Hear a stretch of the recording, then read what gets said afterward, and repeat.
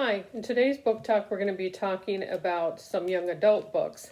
The first one is an older book. It's from 1991, but this is a very good story. It has some good lessons in it.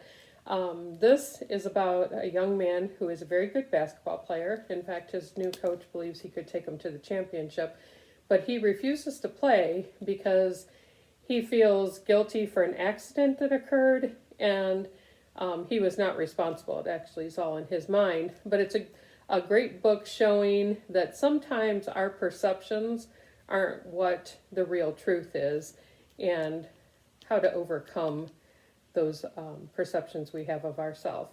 So that was a good book. This next one is actually a series, the Unfortunate Fairy Tale series. In this first book, Mina Grime finds out through some events that she is a member of the Grimm family, and she is suffering from the fairy tale curse, and it's up to her to finish some of the tales that the Grimms started without becoming the next fairy tale victim. These are very well written. They have been very popular with our teens and YAs, but definitely encourage you, if you're into the fantasy style books, fairy tale stories, this is a great series to try out. This next book I just randomly picked up, and I really enjoyed it. This is the story of a young woman. Her name is Sammy, and she has a genetic disorder where she's going to lose her memory and then eventually die from this condition. But when she learns that she's going to lose her memory, she starts the memory book and recording different things in her life, whether it's where she hid some of her test papers or notes, things like that, up to things that are going on in her life as she goes along.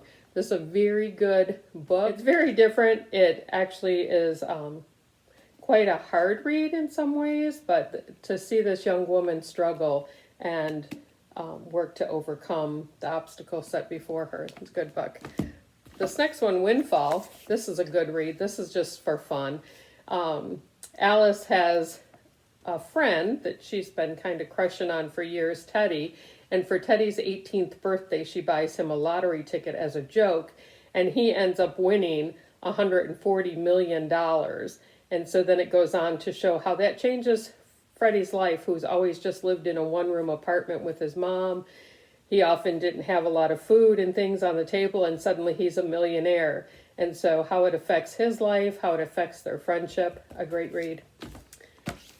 This book, All Rights Reserved, this one we are anxious to read when it first came out, about a futuristic society where speech is no longer free. And so now people are charged for every word that they speak, even for using any kind of body language, things like that, facial expressions, they're charged a rate. And if they go into debt because of speaking too much or using too many gestures or something, then they are imprisoned and kind of enslaved. And so anyway, the lead in this story is Beth, and she decides on her 16th, I think it's her 16th birthday, when they have to decide, or when they have to start paying. And so she decides that she's not going to speak at all. And that kind of throws the whole government system into a tizzy, because here's this girl that's not having to pay for anything because she's decided not to speak. And of course, they don't want that to become a movement because it goes against what they're doing. So this was a very good book. Encourage you to read that one. And then this one here, Smart Girls Get What They Want. In this book, there are some friends who are very intelligent, and they have kind of been in the geeky kind of club, and so they are not very popular, and so they decide, because of some events that happen, that they're going to put themselves out there and try out for things. So one tries out for drama, one tries out for skiing, one tries out for a class representative position, and they learn through this process that some things that they perceived weren't actually the reality of it. And so as they go through their experiences, they learn that some people weren't exactly the way that they thought that they were, and they learn to adjust to make friends with people who aren't just like them. They learn to accept people who are different, just the same way that they want to be accepted and to be popular. So those are just some of the great reads we have in our YA section. I encourage you to stop by and check some of the other ones out. Check our online catalog, and you can order through there as well.